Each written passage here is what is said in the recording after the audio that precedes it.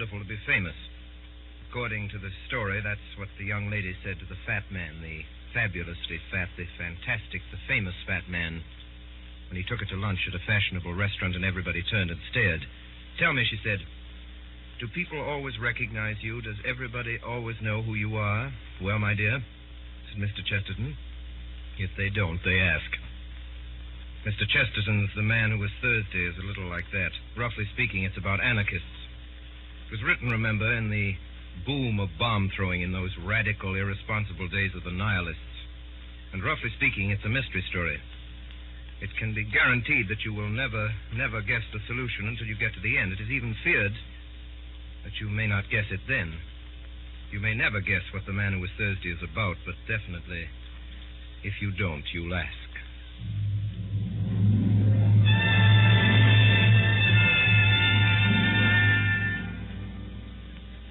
I am Gabriel Syme. I am the man who was Thursday. That particular evening, if it is remembered for nothing else, will be remembered in that place for its strange sunset. It looked like the end of the world. It may be remembered by others, too, because it marked the first appearance in the place of the second poet of Saffron Park. For a long time, a red-haired revolutionary had reigned without a rival. It was upon the night of the sunset that I, Gabriel Syme, ended his solitude. Mr. Syme, you say you're a poet of law. I say you are a contradiction in terms. An artist is identical with an anarchist. Mr. Gregory, it is things going right that is poetical. Our digestions, for instance, going sacredly and silently right.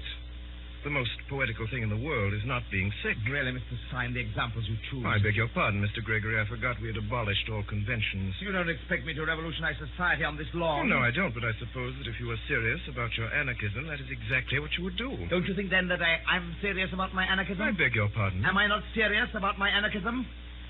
I strolled away and left Gregory, but with surprise and with a curious pleasure, I found a red-headed young lady still in my company. It was Rosamond, Gregory's sister. Mr. Syme, do the people who talk like you and my brother often mean what they say? Do you mean what you say now? My dear Miss Gregory, when you say thank you for the salt, do you mean what you say? No. When you say the world is round, do you mean what you say? No, it's quite true, but you don't mean it. Is he really an anarchist, then? Only in that sense I speak of, or if you prefer it, in that nonsense. He wouldn't really use bombs or that sort of thing. Oh, good Lord, no. That has to be done anonymously. I strolled with her to a seat in the corner of the garden, and I defended respectability with violence and exaggeration. I grew passionate in my praise of tidiness and propriety. All the time there was a smell of lilac around me, and once I heard, very faintly in some distant street, a barrel organ begin to play, and it seemed to me that my heroic words were moving to a tiny tune from under or beyond the world. In the wild events which were to follow, this girl had no part at all. I never saw her again until all my tale was over. And yet, in some indescribable way, she kept recurring like a motive in music through all those mad adventures afterwards. And the glory of her strange hair ran like a red thread through those dark and ill-drawn tapestries of the night. For what followed was so improbable that it might well have been a dream. When I left the party and went out into the starlit street, I found Gregory waiting for me. Mr. Syme. Mr. Gregory. This evening you succeeded in doing something rather remarkable. You did something to me that no man has ever succeeded in doing before. You irritated me. Oh, I'm very sorry. There is only one way by which that insult can be erased, and that way I choose. I am going at the possible sacrifice of my life and honor to prove to you that you were wrong in what you said. In what I said? You said I was not serious about being an anarchist. Mr. Syme, may I ask you to swear by whatever gods or saints your religion involves that you will not reveal what I am now going to tell you to any son of Adam, and especially not to the police? Will you swear that? If you will consent to burden your soul with a vow that you should never make and a knowledge you should never dream about, I will promise you in return... You will promise me in return... I will promise you a very entertaining evening. Your offer is far too idiotic to be declined. You say that a poet is always an anarchist. I disagree, but I hope at least that he is always a sportsman. Permit me here and now to swear that as a Christian, and to promise as a good comrade and a fellow artist, that I will not report any of this, whatever it is, to the police. And now, what is it? I think that we will take a cab.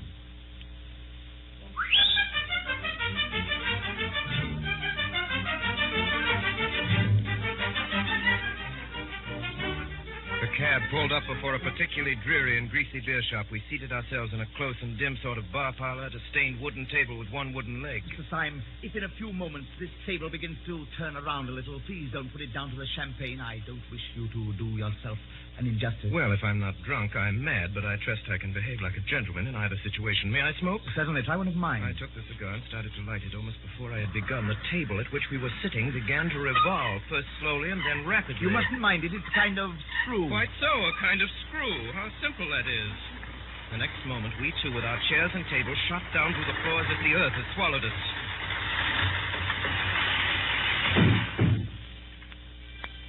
Gregory led me down a low, vaulted passage, at the end of which was a heavy iron door. Who is it? Mr. Joseph Chamberlain.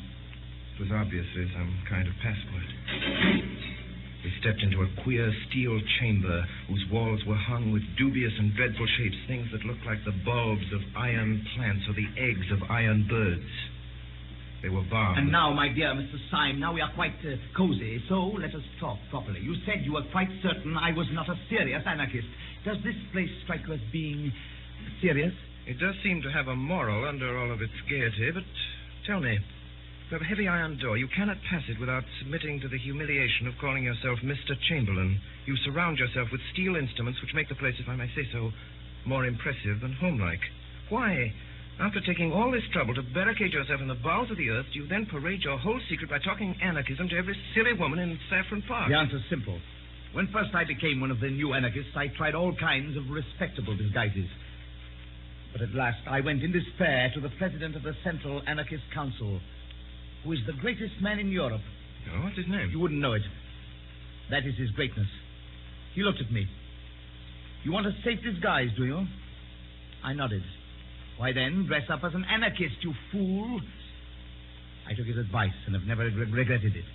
I preached blood and murder to those women day and night, and by heaven they would let me wheel their perambulator. You took me in. What do you call this tremendous president of yours? We call him Sunday. You see, there are 7 members of the Central Anarchist Council, and they're named after the days of the week. He is called Sunday by some of his admirers, Bloody Sunday. It's curious that you should mention the matter, because this very night we've called a meeting to elect a successor to the post of Thursday. And I don't mind telling you that it's almost a settled thing that I am to be Thursday. Gregory, I gave you a promise before I came to this place. Would you give me, for my own safety, a little promise of the same kind? Promise? Yes, a promise. I swore before God that I would not tell your secret to the police. Will you swear by humanity or whatever beastly thing you believe in that you will not tell my secret to the anarchists? Your secret? Have you got a secret? Yes. I have a secret. Will you swear? Yes, I will swear not to tell the anarchists anything you tell me. But look sharp. They'll be here in a couple of minutes. Well, Gregory, I don't know how to tell you the truth more shortly than by saying that your expedient of dressing up as an aimless poet is not confined to you or your president. We've known the dodge for some time at Scotland Yard. What do you say? Yes, Gregory. I'm a police detective. Joseph Chamberlain? Mr. Joseph Chamberlain. It was repeated twice, and thrice, and then 30 times. And the crowd of Joseph Chamberlains, a solemn thought could be heard, trampling down the corridor. Here are your friends, Gregory. Comrade Gregory, I suppose this man is the delegate? The fact is, comrade, I have been specially sent here to see that you show a due observance of Sunday. Well, comrade, I suppose we'd better give you a seat in the meeting. Gregory, I could see, was in an agony of diplomacy. Yes, I think it is time we began. The tug is waiting on the river. I move that Comrade Buttons take the chair. Second the motion! All those in favor? Aye! Carried. Comrade Buttons. Comrades, we all lament the sad decease of the heroic workers who occupied the post of Thursday in the Central Council until last week. He organized the great dynamite coup of Brighton, which under happier circumstances ought to have killed everybody on the pier. Upon you tonight, comrades, it devolves to choose out of the company present the man who shall be called Thursday. If any comrade suggests a name, I will put it to the vote. I move that Comrade Gregory be elected Thursday. Does anyone second? Second the motion. Before I put the matter to the vote, I will call on Comrade Gregory to make a statement. Gregory rose. He must have figured out that his best chance was to make a softened and ambiguous speech, such as would leave in my mind the impression that the Brotherhood was a very mild affair after all. My friend! There is a back there. It is deep under the earth that we, the persecuted, are permitted to assemble as the Christians assembled in the catacombs. Suppose we seem as shocking as the Christians because we are really as harmless as the Christians. Suppose we seem as mad as the Christians because we are really as meek. I am not meek. Comrade Witherspoon tells us that he is not meek. How little he knows himself. We are simple, as they were simple. Look at Comrade Witherspoon. We are modest, as they were modest. Look at me. We are merciful. No! I say we are merciful as the early Christians were merciful. Yet, this did not prevent their being accused of eating flesh.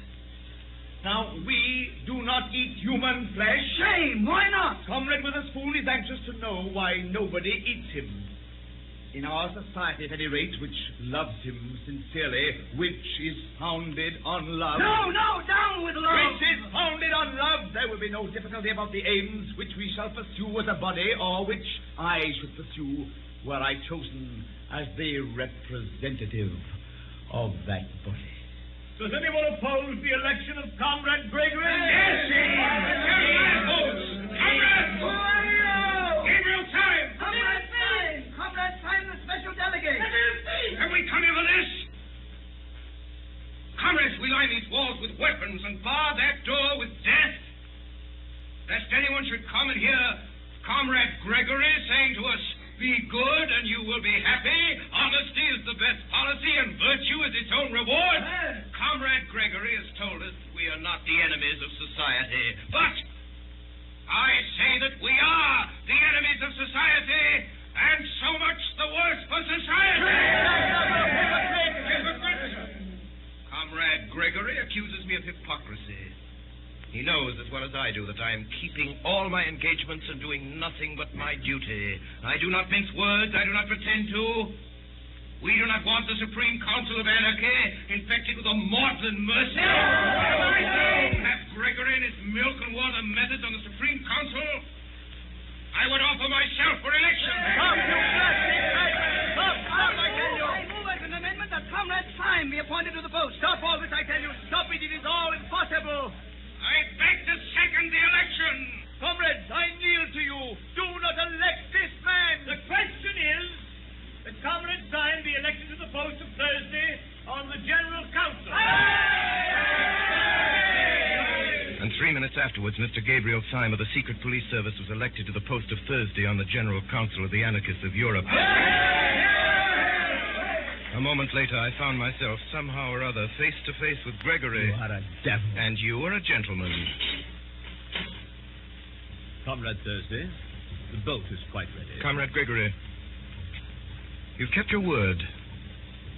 You're a man of honor, and I thank you. What do you mean? What did I promise you? A very entertaining evening.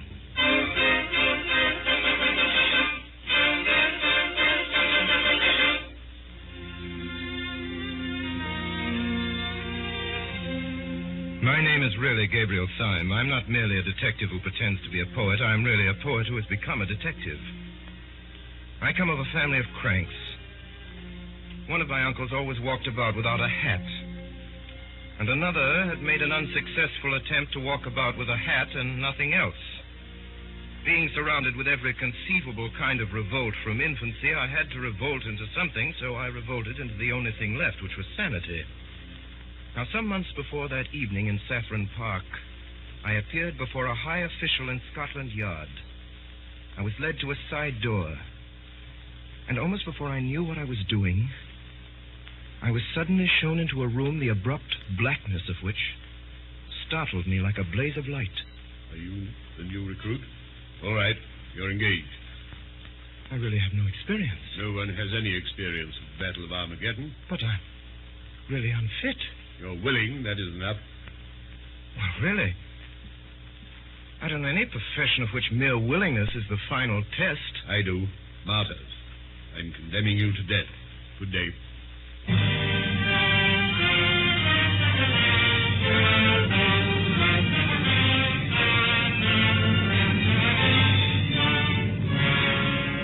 Where my adventure ultimately led me, I've already told you. At about 1:30 on a February night, I found myself steaming on a small tug up the silent Thames, the duly elected Thursday of the Central Council of Anarchists.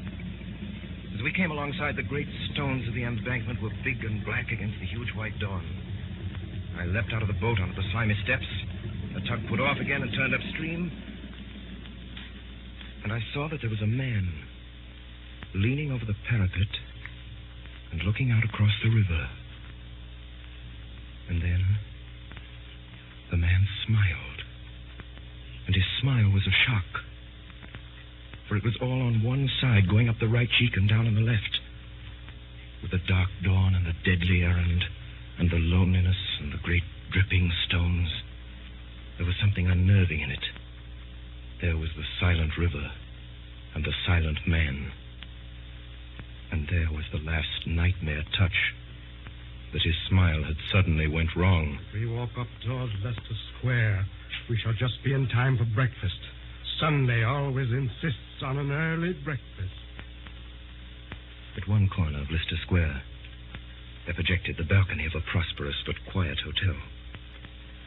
The balcony contained a breakfast table, and round the breakfast table, glowing in the sunlight, were a group of noisy and talkative men, all dressed in the insolence of fashion. Here, then, was the secret conclave of the European dynamiters. Then, as I continued to stare at them, I saw something that I had not seen before, literally because it was too large to see. At the nearest end of the balcony, blocking up a great part of the perspective, was the back of a great mountain of a man. I first thought that the weight of him must break down the balcony of stone. This man was planned enormously in his original proportions, like a statue, carved deliberately as colossal.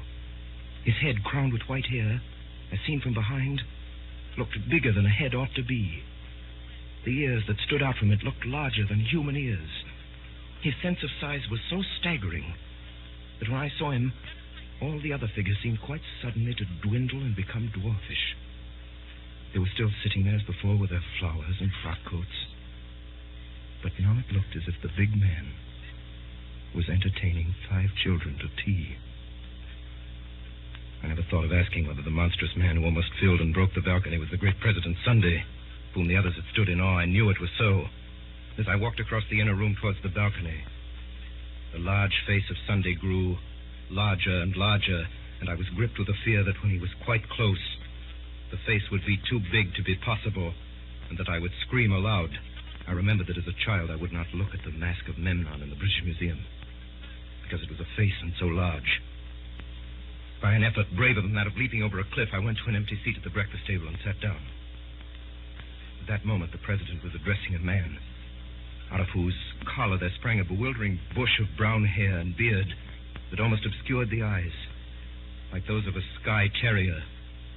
The man's name, it seemed, was Gogol. He was a Pole. And in this circle of days, he was called Tuesday. Our friend Tuesday insists on the ways of the stage conspirator. Now, if a gentleman goes about London in a top hat and frock coat, no one need know that he's an anarchist. But if a gentleman puts on a top hat and a frock coat and then goes about on his hands and knees, well, he may attract attention. I am not good at concealment. I am not ashamed of the cause. Yes, you are, my boy, and so is the cause of you. I am not good at deception. Right, my boy, right. You aren't good at anything. As I looked at the others, I began to see in each of them exactly what I had seen in the man by the river. Each man was subtly and differently wrong.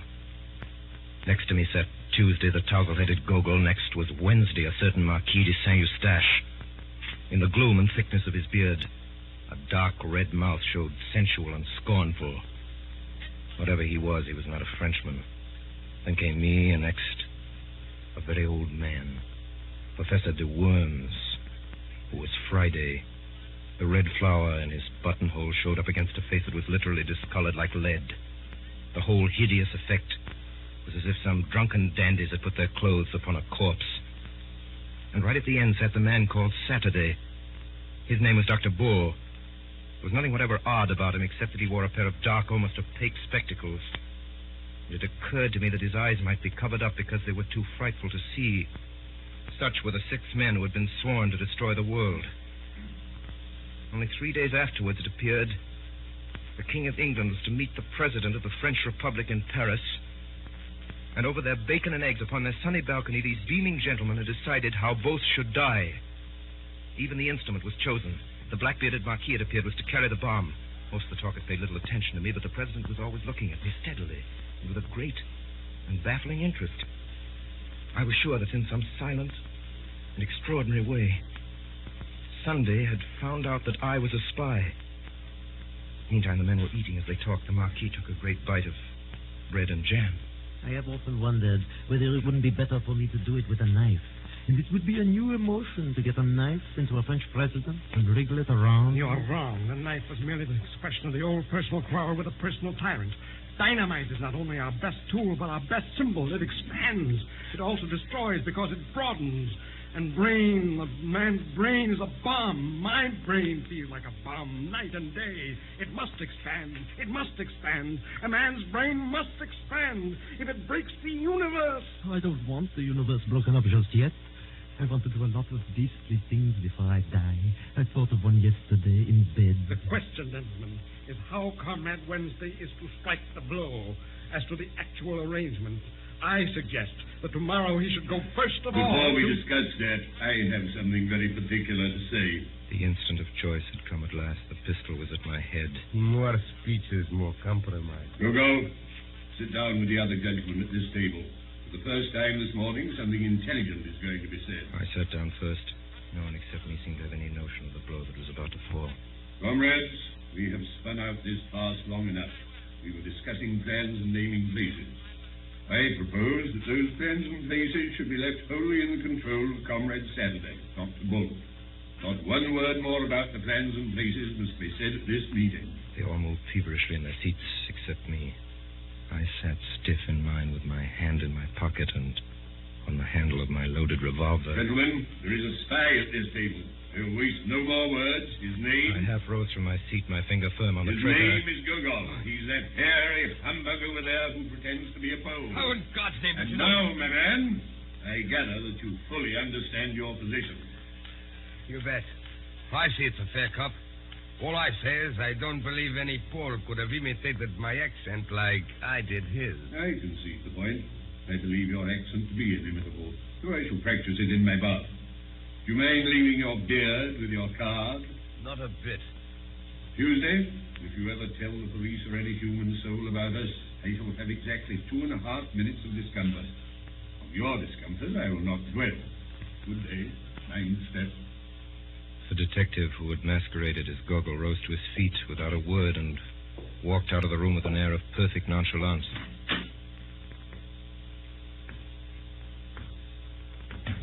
There was a slight stumble outside the door, which showed that the departing detective had not minded his step. Time is flying. I must get off at once. I have to take the chair at a humanitarian meeting. Would it not be better to discuss further the details of our project now than that the spy has left us? Secretary, if you take your head home and boil it for a turnip, it might be useful. I can't say, but it might. I really fail to understand. You fail to understand? Why, you dancing donkey. You didn't want to be overheard by a spy, did you? How do you know you aren't overheard now? With these words, Sunday shouldered his way out of the room, shaking with incomprehensible scorn. Now, if the last words of the president meant anything, they meant that I had, after all, not passed unsuspected. The other 4 got to their feet, betook themselves elsewhere to find lunch. Only the old anarchist, old Professor de Worms, remained behind, seated before me at the table. Mr. Gabriel Syme. Yes, Professor? You policeman. policeman. Whoever made you think of a policeman in connection with me? The process was simple enough. I thought you looked like a policeman. I think so now. Why must I be a policeman? Do let me be a postman. You hear me ask a plain question? You paltering spy. Are you or are you not a police detective? No. You swear it. If you swear falsely, will you be damned? Will you be sure that the devil dances at your funeral? Will you see that the nightmare sits on your grave? You are an anarchist. You are a dynamiter. Above all, you are not in any sense a detective. You are not in the British police. I'm not in the British police. Professor de Worms fell back in his seat with a curious air of kindly collapse. Well, that's a pity because I am. Because you are what? I am a policeman, a special policeman, and I serve under the man in the dark room. The man in the dark room? I understand now. Of course. You're not an old man at all. I can't take my face off here. It's rather an elaborate makeup. Did you know that man Gogol was one of us? No. But didn't you? I knew no more than the dead. Why, then there were 3 of us there. 3 of us sitting here out of 7. And it's a fighting number. If we'd only known that there were 3. We were 3. If we'd been 300, we still could have done nothing. Not if we were 300 against 4. No. Not if we were 300 against Sunday. Professor, it's intolerable. Are you afraid of this man? Yes, I am. So are you. Yes, you're right. I am afraid of him. Therefore, I swear by God that I will seek out this man whom I fear until I find him and strike him on the mouth. If heaven were his throne and the earth his footstool, I swear that I would pull him down. How? Why? Because I'm afraid of him. And no man should leave in the universe anything of which he is afraid. Have you any idea exactly what you're going to do? Yes, I'm going to prevent this bomb being thrown in Paris. You any conception how? No. You remember, of course, that when we broke up rather hurriedly, the whole arrangements for the atrocity were left in the private hands of the Marquis and Dr. Bull. The Marquis is by this time probably crossing the Channel. The only man who knows where he's going is Dr. Bull. Confound it, and we don't know where Bull is. Yes. I know where he is. Will you tell me? I'll take you there. What do you mean? Would you join me? Would you take the risk? Young man, you think that it is possible to pull down the president. I know that it is impossible, and I'm going to try it.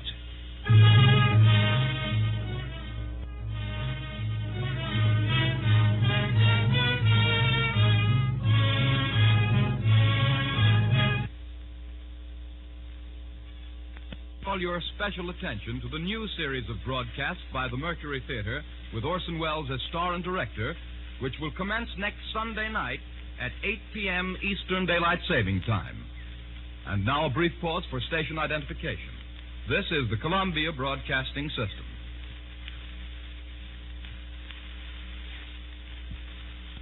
We continue now with the performance of GK Chesterton's The Man Who Was Thursday by Orson Welles and the Mercury Theater on the Air.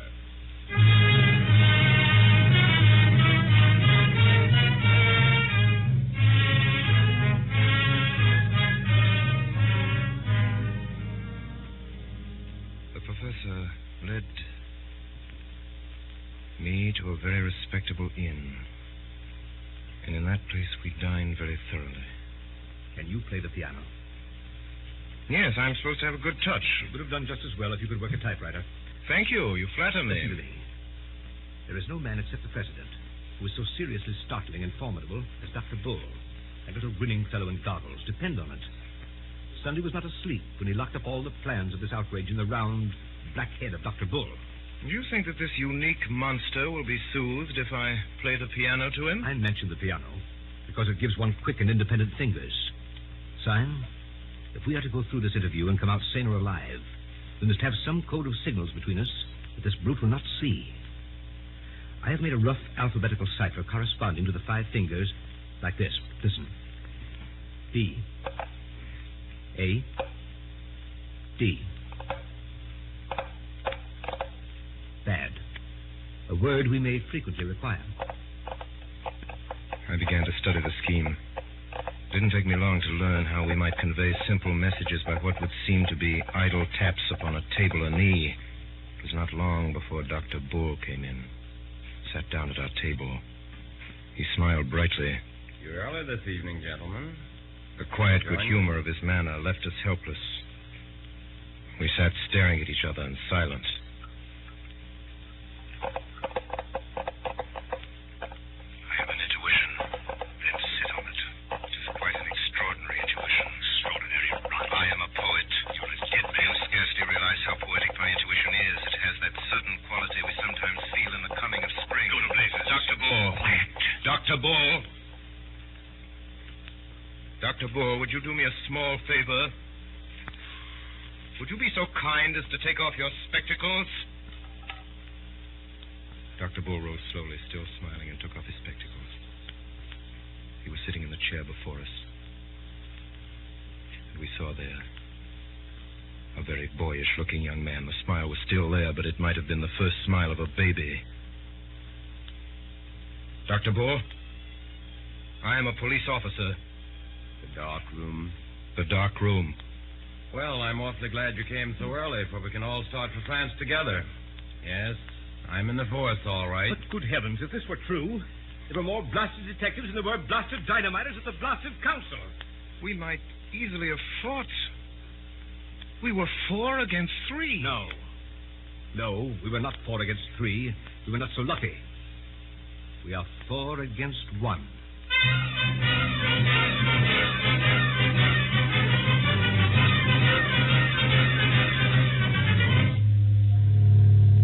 An hour later, we were already on the Calais boat. The fact that comes of it is this. We 3 are alone on this planet.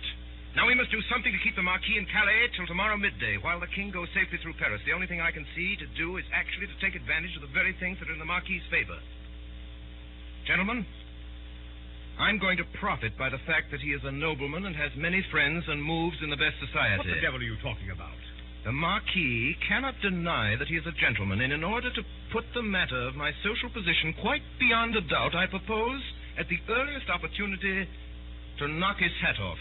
Oh, but here we are in the harbor. Gentlemen, we've reached Calais.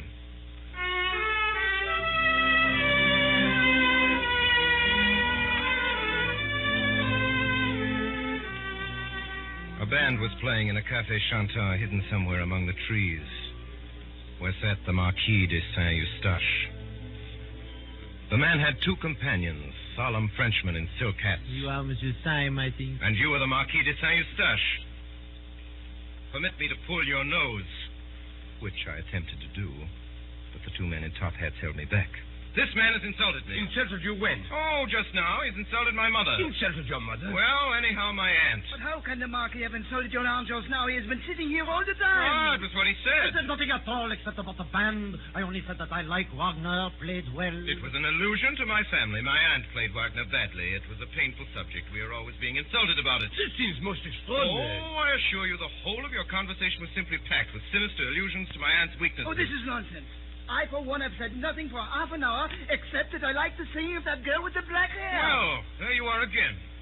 My aunt's was red. It seems to me that you're simply seeking a pretext to insult the Marquis. By George, what a clever chap you are. Seeking a quarrel with me. By heaven, there was never a man who had to seek long. These gentlemen will perhaps expose me. There are still 4 hours of daylight. Let us fight this evening. Marquis, your action is worthy of your fame and blood. Permit me to consult with the gentleman in whose hands I shall place myself.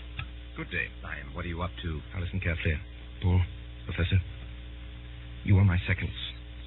And you must insist on the duel coming off after 7 tomorrow, so as to keep him from catching the 7:45 for Paris. If he misses that train, he misses the King of England. You understand? So at 7:20, we met on a small meadow not far from the railway. I'd made up my mind that I could avoid disabling the Marquis and prevent the Marquis from disabling me for at least 20 minutes. In 20 minutes, the Paris train would have gone by. Gentlemen, engage. I'm not a bad fighter. Every now and then, I had almost fancied that I felt my point go home. But there was no blood on the blade or my shirt. And now we could hear the Paris train. There was no doubt about the hit this time. I was as certain that I had stuck my blade into my enemy as a gardener that has stuck his spade into the ground. Yet there was no blood on it at all. Marquis fought wildly. He constantly looked away at the railway line, almost as if he feared the train more than the pointed steel. I aimed less at the Marquis's body and more at his throat and head. A minute and a half afterwards, I felt the point enter the man's neck below the jaw. It came out clean. I thrust again and made what should have been a bloody scar on the Marquis's cheek. But there was no scar. Stop! I want to say something. It is rather important. Mr. Syme, you expressed a wish to pull my nose. Would you oblige by pulling my nose now as quickly as possible? I have to catch a train. I protest that this is most irregular. Will you or will you not pull my nose? Come, Mr. Syme. Don't be selfish. Pull my nose at once when I ask you. I took 2 paces forward and seized the Roman nose of this remarkable nobleman. I pulled it hard, and it came off in my hand. If anyone has the use for my left eyebrow, he can have it. Do accept my left eyebrow. It is the kind of thing that might come in useful any day. The Marquis was recklessly throwing parts of himself right and left about the field. You are making a mistake, but it can't be explained just now. I tell you, the train has come into the station. Yes, Marquis, and the train shall go out of the station. It shall go out without you. Will you drive me mad? You shall not go by the train. Great, fat, blasted, blear-eyed, blundering, thundering, brainless, doddering, blasted fool. You great silly pink-faced pie-eyed turnip. You shall not go by this train. And why in the infernal blazes should I want to go by the train? We know all. You are going to Paris to throw a bomb. Going to Jericho to throw a jabberwock. I didn't care about catching the train. I cared about whether the train caught me, and now, by God, it has caught me. What do you mean? It means everything, the end of everything. Sunday has us now in the hollow of his hand. Us? What do you mean by us? The police, of course. I am no Marquis. I am Inspector Ratcliffe of Scotland Yard. Then the whole bally lot of us on the anarchist council were against anarchy. Every born man was a detective except the president and his personal secretary. What can it mean? It means that we are struck dead. Don't you know, Sunday? I tell you, he's bought every trust. He's captured every cable. He has control of every railway line, especially of that railway line. The whole movement was controlled by him. Half the world was ready to rise for him. But there were just 5 people, perhaps, who could have resisted him. And the old devil put them on the Supreme Council to waste their time in watching each other. Sunday knew that the professor would chase Syme through London, that Syme would fight me in France, and he was combining great masses of capital, seizing great lines of telegraphy, while we 5 idiots were running after each other like a lot of confounded babies playing blind man's buff. And since you really want to know what was my objection to the arrival of that train, I'll tell you. My objection was that Sunday, or his secretary, has just this moment got out of it. We all turned our eyes toward the station. A considerable bulk of people seemed to be moving in our direction. They may be ordinary tourists. Ordinary tourists wear black masks halfway down the face. It was quite true that the leader in front wore a black half mask almost down to his mouth. And the mouth was smiling, a crooked smile, on one side of the face. I can't believe it. The thing is nonsense. The plain people of a peaceable French town. Someone has shot at us. Pray resume your remarks, Dr. Bull. You were talking, I think, about the plain people of a peaceable French town. Stop! Here come the police! They're charging them out.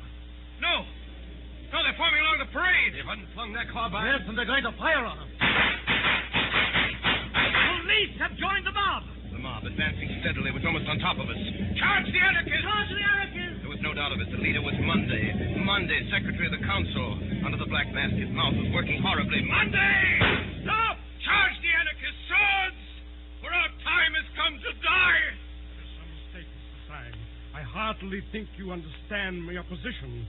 I arrest you in the name of the law. Of the law? But you are the secretary of the anarchist council. Nonsense. I am a detective from Scotland Yard.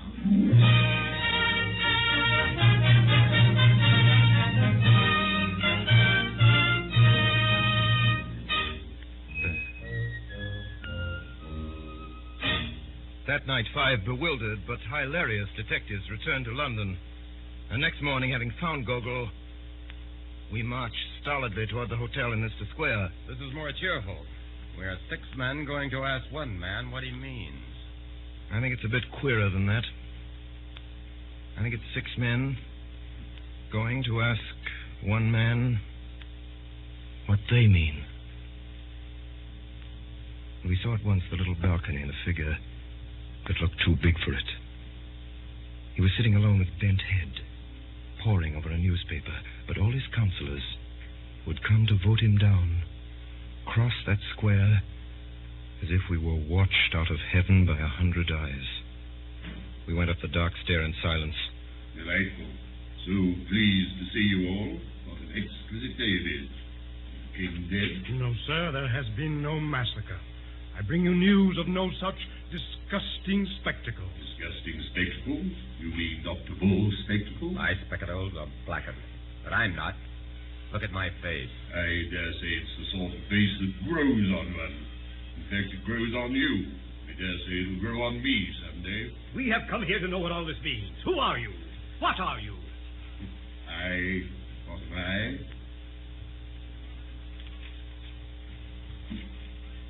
If you want to know what you are, you're a set of highly well-intentioned young jackasses. And you, what are you? What am I? The president rose slowly to incredible heights, like some enormous wave about to arch above us and break. You want to know what I am, do you? Bull, you're a man of science. Grub in the roots of these trees and find out the truth about them. Syme, you're a poet. Stare at those morning clouds and tell me the truth about morning clouds. But I tell you this, that you will have found out the truth of the last tree and the topmost cloud before the truth about me.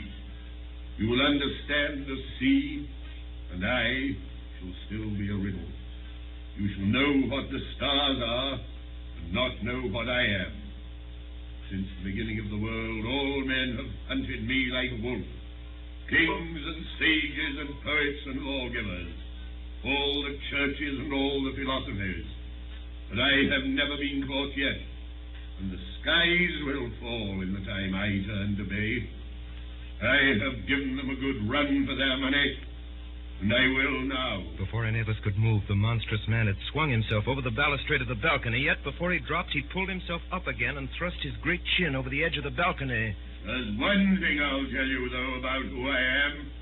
I am the man in the dark room who made you all policemen.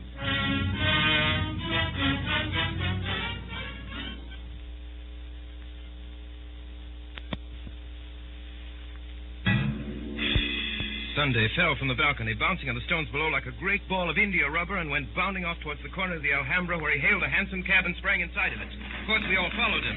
And at the highest ecstasy of speed, Sunday turned round, and sticking his great grinning head out of the cab, he made a horrible face at us, flung a ball of paper at me, and vanished. I caught the paper. What does it say, Syme? Let's see.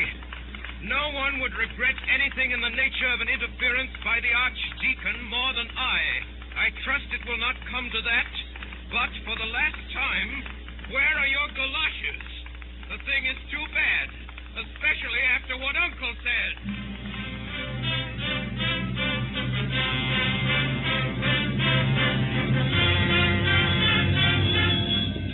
Fire engine appeared, and the president leaped incredibly from his hansom, caught the back of the engine, and flung himself onto it. After him! There's no mistaking the fire engine! Our cabmen whipped up their horses, and the president acknowledged this proximity by coming to the back of the fire engine, bowing repeatedly, kissing his hands, and finally flinging out to us a neatly folded note. Read it! Read it! Fly at once! The truth about your salvus stretches is known! A friend!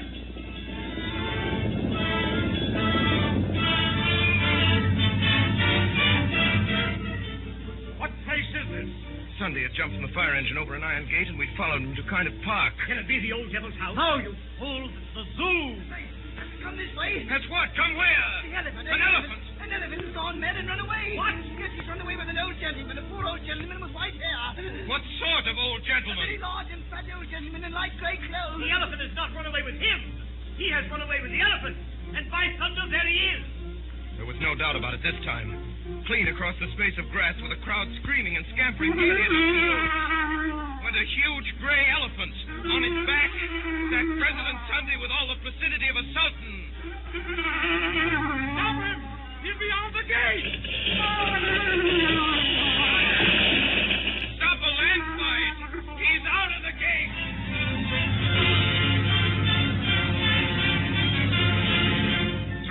after street, through district after district, went the prodigy of the flying elephant, and we followed it through the city, out into the suburbs, and finally to a fairgrounds.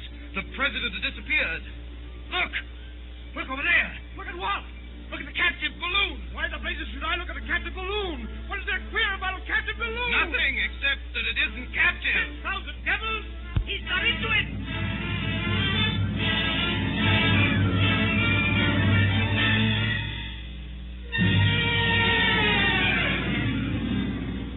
We'd followed that balloon. All afternoon we'd followed it, and then, about twilight, the preposterous thing had staggered in the sky and sunk from view into the woods. Oh, if he's cheated us all by getting killed, it would be like one of his larks. And almost at the same moment, all 6 of us realized that we were not alone in the little field.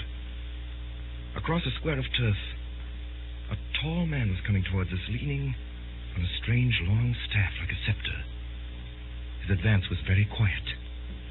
He might have been one of the shadows of the wood. Gentlemen, my master has a carriage waiting for you in the road just by.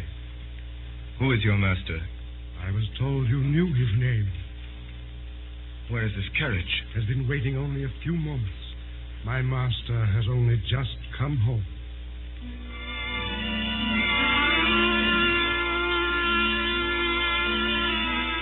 All 6 of us compared notes afterwards and quarreled.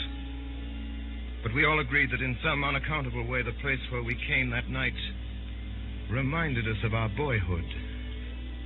It was either this elm top or that crooked path. It was either this scrap of orchard or that shape of a window. But each man of us declared that he could remember this place before he could remember his mother. Refreshments are provided for you in your room. I entered a splendid suite of apartments that seemed to be designed specially for me. I have put out your clothes, sir. Clothes? I have no clothes except these. My master asks me to say that there is a fancy dress ball tonight. You're to be dressed as Thursday, sir. Dressed as Thursday? Doesn't sound a very warm costume. Yes, sir. The Thursday costume is quite warm, sir. It fastens up to the chin.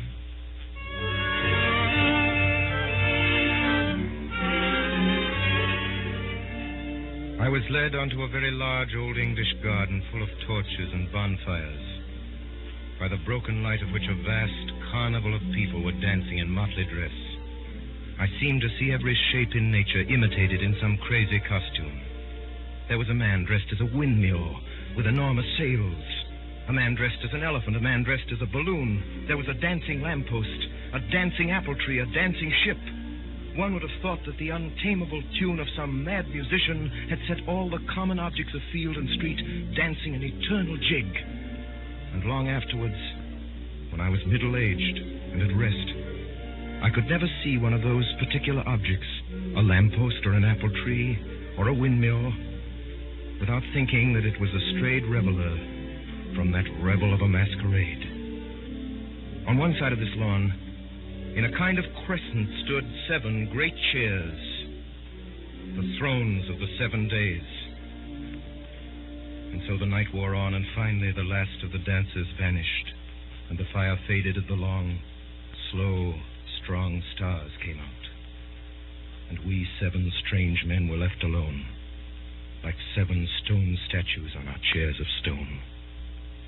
Then Sunday spoke. We will eat and drink later. Let us remain together a little, we who have loved each other so sadly and have fought so long. I seem to remember only centuries of heroic war, in which you were always heroes, epic on epic, Iliad on Iliad, and you always brothers in arms. Tell me, who are you? I am the Sabbath. I am the peace of God. I'm grateful to you.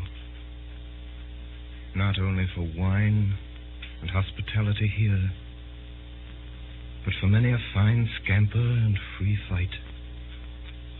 But I should like to know. My soul and heart are as happy and quiet here as this old garden. But my reason is still crying out. I should like to know. It seems so silly that you should have been on both sides and fought yourself. I have heard your complaints, and here, I think, comes another to complain. We will hear him also. And we saw before us. The red-headed poet of Saffron Park. Gregory! Why, this is the real anarchist. Yes. I am the real anarchist. There came a day when the sons of God came before the Lord, and Satan also came with them. You're right. I'm a destroyer. I would destroy the world if I could. Oh, most unhappy man. Try to be happy. You have red hair like your sister. I know what you are, all of you, from first to last. You're the people in power. You're the police, the great fat smiling men in blue and buttons. You're the law. You're the seven angels of heaven, and you've had no troubles. Oh, I could forgive you everything if I could feel for once that you had suffered for 1 hour a real agony, such as I. I see everything. Everything. Everything that there is. Why does each thing on earth war against each other thing? Why does a fly have to fight the whole universe? Why does a dandelion have to fight the whole universe? For the same reason that I had to be alone in the dreadful council of the days. So that each thing that obeys law may have the glory and the isolation of the anarchist. So that by tears and torture we may earn the right to say to this accuser, we also have suffered. I repel the slander. We have not been happy. I can answer for every one of the great gods of law whom he has accused. At least. And I saw suddenly the great face of Sunday. Have you ever suffered? As I gazed, the great face grew to an awful size larger than the colossal mask of Memnon, which had made me scream as a child. It grew larger and larger, filling the whole sky. Then in the blackness, before it entirely destroyed my brain, I seemed to hear a distant voice saying a commonplace text that I had heard somewhere. Can ye drink of the cup that I drink of?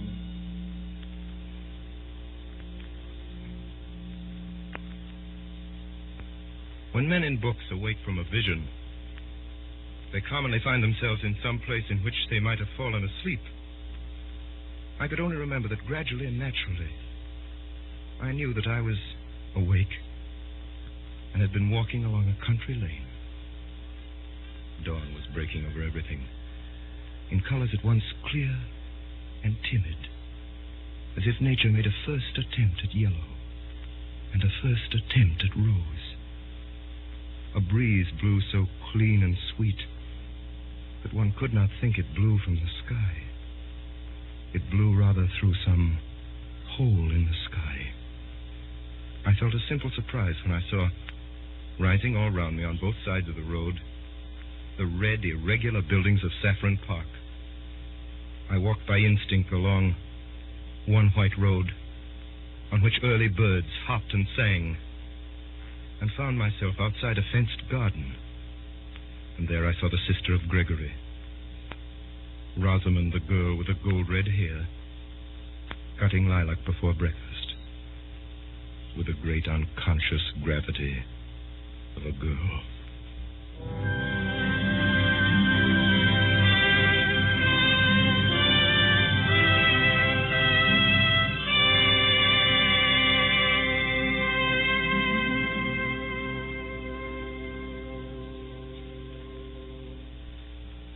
Tonight, the Columbia Broadcasting System, through its member stations coast to coast, and the network of the Canadian Broadcasting Corporation, has brought you a production of GK Chesterton's The Man Who Was Thursday, by Orson Welles and the Mercury Theater on the air. The adaptation for radio was made by Mr. Welles. This Monday night concludes the summer broadcasts, which have introduced the Mercury Theater as the first complete theatrical producing company in radio. But the tremendous response which their efforts have drawn from all parts of the country has ensured their continuance with us through the coming months.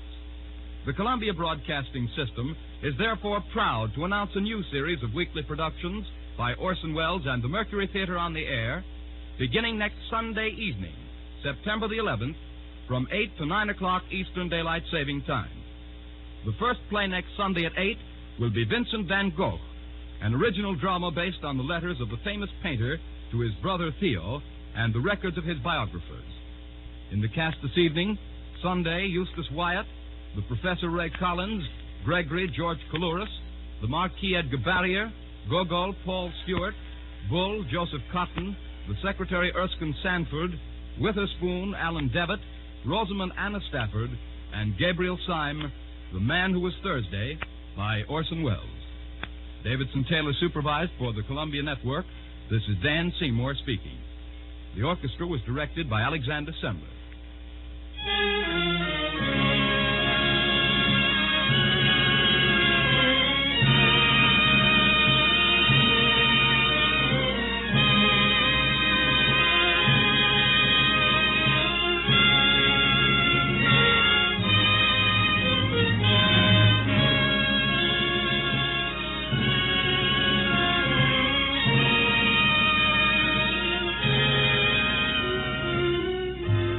Remember, next Sunday evening at 8 o'clock Eastern Daylight Saving Time, Orson Welles and the Mercury Theater on the air in Vincent van Gogh.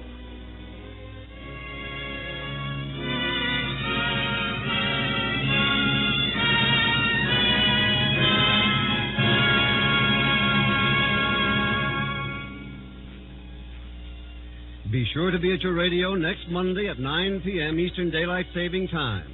That's when the Lux Radio Theater begins its new series of broadcasts, same stations as last year. The first presentation will be Spawn of the North, with George Raft, Fred McMurray, John Barrymore, Dorothy Lamour, and Akim Tamirov. Next Monday at 9 p.m. Eastern Daylight Saving Time. This is the Columbia Broadcasting System.